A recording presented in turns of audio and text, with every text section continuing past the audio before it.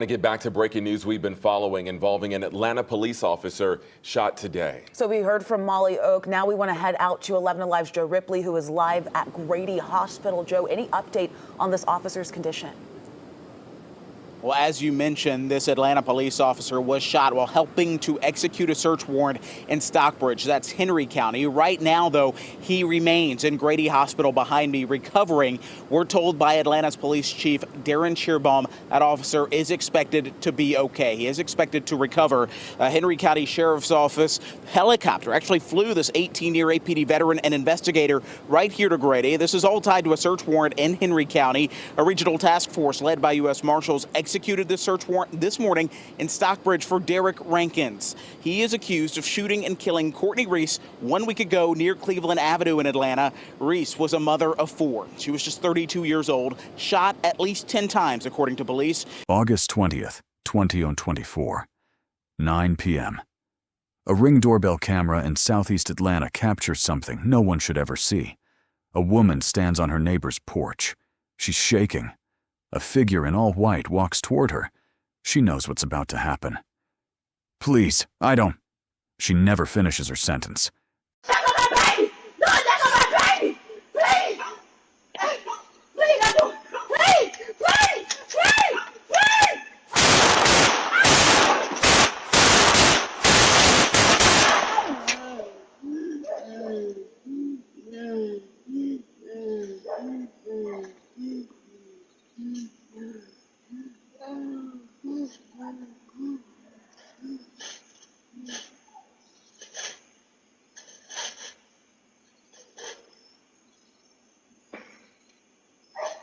Gunshots explode through the quiet neighborhood.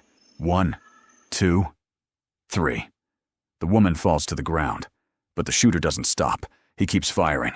4, 5, 6, 7, 8, 9, 10 bullets, all at point-blank range, even after she's already down. Then he runs. The woman lying on that porch was Courtney Reese, a 32-year-old mother of 4. And the man who killed her? Someone she once loved. But here's what makes this story even more heartbreaking. 3 months before Courtney was murdered, her family had already buried another daughter, another sister, another victim of gun violence.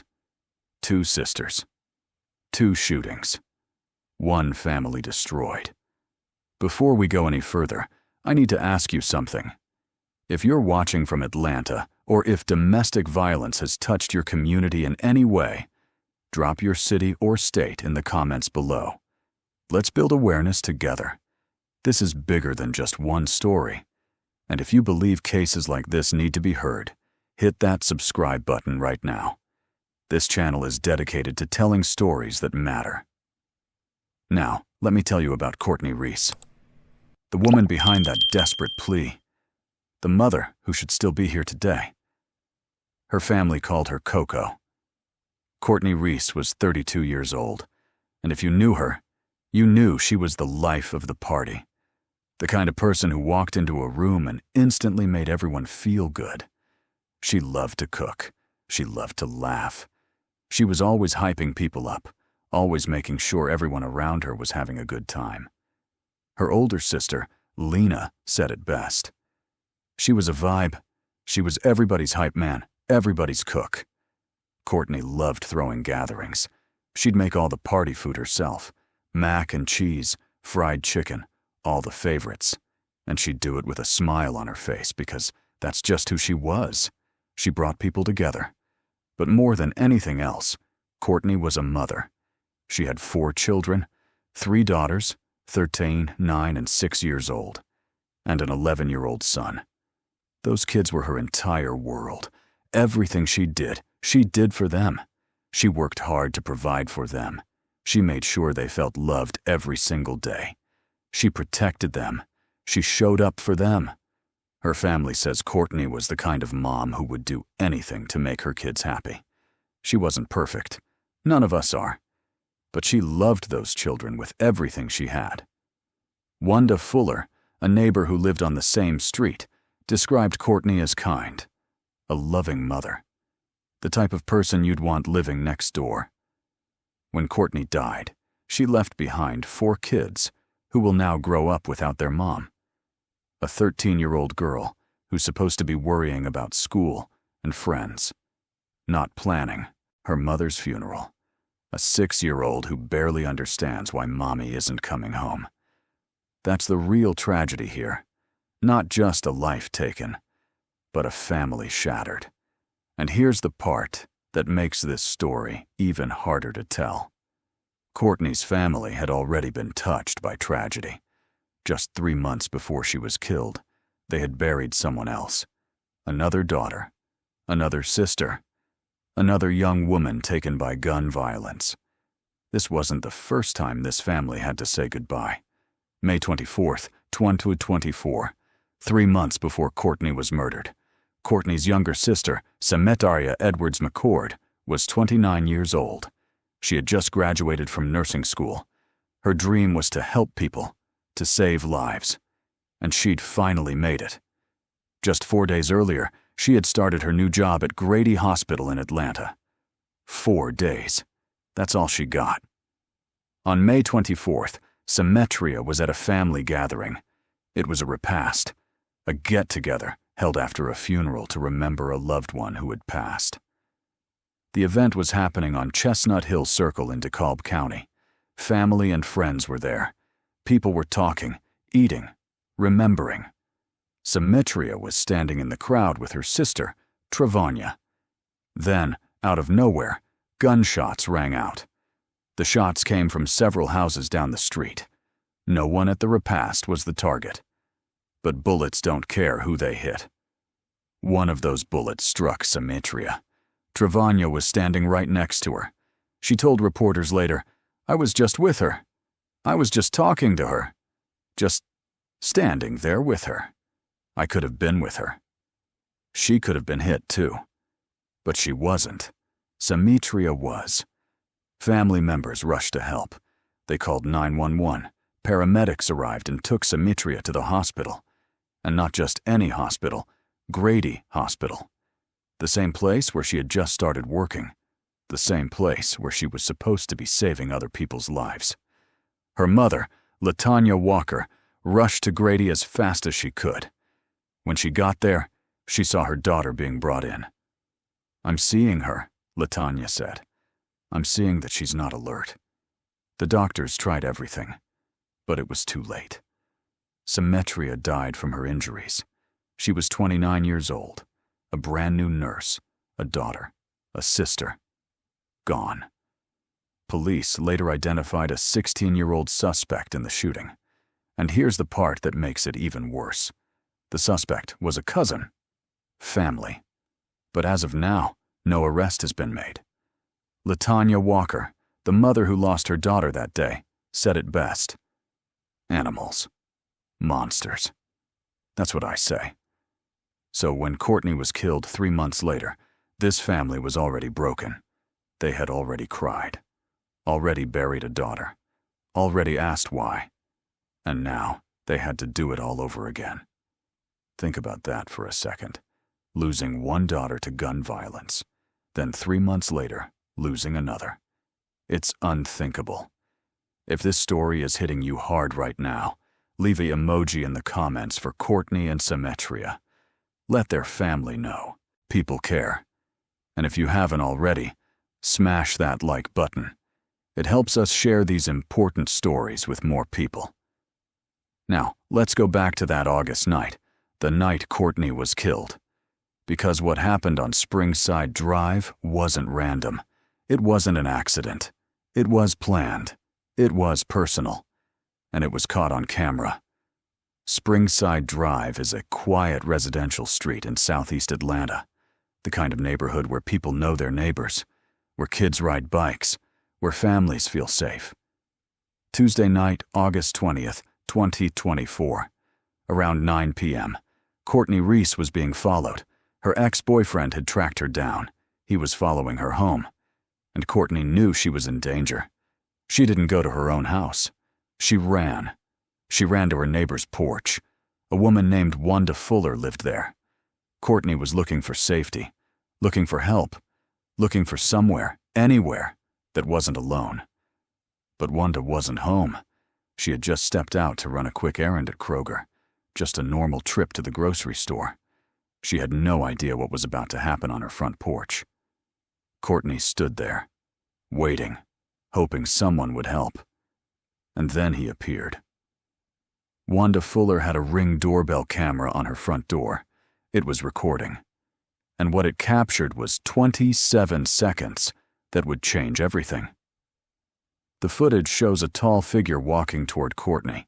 He's dressed in all white. White pants, white hoodie pulled up over his head. You can't see his face clearly, but you can see what he's holding. A gun. Courtney sees him coming. She knows what's about to happen. Her voice shakes as she tries one last time to stop him. Please, I don't... She doesn't get to finish. He raises the gun, points it right at her, and fires. The first shot hits her. She stumbles, falls to the ground, but he doesn't stop. He keeps shooting. 2, 3, 4, 5, 6, 7, 8, 9, 10. 10 bullets, all fired at point-blank range, even after Courtney had already collapsed, even after she was no longer moving. He kept pulling the trigger.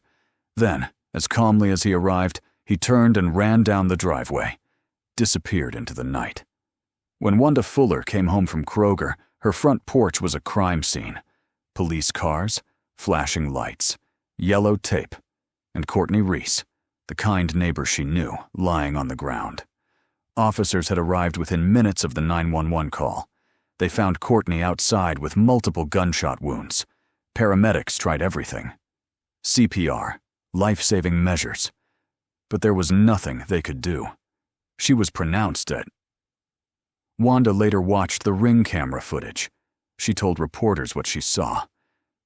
He looked like he didn't have any remorse. He was so calm. Calm. That's the word she used. Like he had just done something ordinary. Like he hadn't just taken a mother away from her 4 children. Atlanta police confirmed what Courtney's family already knew. This was domestic violence. This wasn't a stranger. This wasn't random. This was someone Courtney had been in a relationship with. Someone she had once trusted. Someone she had once loved. Her family believed it was her ex-boyfriend. And they were right.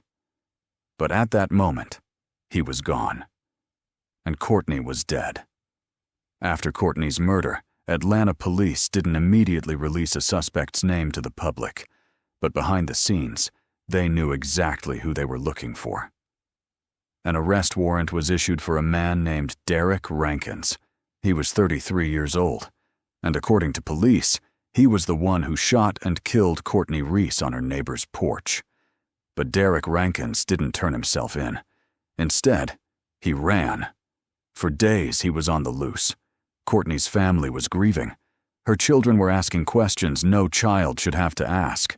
And the man who took their mother away was hiding somewhere. Then, less than a week later, on August 27th, 2024, authorities got a tip. The U.S. Marshals Southeast Regional Fugitive Task Force, a team that tracks down dangerous fugitives, received information that Rankins was hiding in Henry County, near Stockbridge, Georgia. That's about 30 miles south of Atlanta. Officers moved in to serve the arrest warrant. But when they got there, Rankins didn't surrender. He opened fire. One of the officers, an Atlanta Police Department investigator with 18 years of experience, was hit in the arm. He was rushed to the hospital and was expected to recover. But now this wasn't just a murder case. It was an active shooter situation. A standoff began. For 2 hours, Rankins stayed inside the house. Officers surrounded the property. They tried to get him to come out peacefully, but he wouldn't. Finally, when officers entered the home, they found Derek Rankins dead. It's still unclear whether he took his own life or whether he was killed by police gunfire. Either way, the man accused of murdering Courtney Reese was gone. Atlanta's mayor released a statement calling Courtney's death a horrible act of domestic violence that took the life of a mother of 4. But here's the hard truth. Derek Rankins will never face trial. He'll never have to answer for what he did. Courtney's children will never get to see justice served in a courtroom. He's dead. And so is she. After Courtney's death, her family held a vigil. There were purple balloons, music playing, people dancing. At first glance, it might have looked like a party, and that was the point. Courtney's sister, Lena, explained it like this. "Tonight it's a party, a celebration like Courtney would have had." Because that's who Courtney was. She loved to celebrate. She loved to bring people together. So her family honored her the way she would have wanted, with joy, with music, with love. But underneath all that celebration was an ocean of pain. "She didn't deserve this," Lena said. "Her kids will miss her." 4 children, ages 6, 9, 11, and 13, all of them now growing up without their mother. These are critical years, years when kids need their mom the most, and she's not there. Courtney's sister, Tanikiwa, started a GoFundMe to help support the children. In her message, she wrote, "Never in a million years," because no one ever thinks this will happen to their family, until it does. Lena said it best. Her life was cut short, but the children still are here. They still have to be provided for. And then there's LaTanya Walker, Courtney and Symmetria's mother. In just 3 months, she lost 2 daughters. 2 young women, both to gun violence. "It's traumatic," she said. "It has torn us apart. How do you recover from that? How do you wake up every day knowing both of your daughters are gone?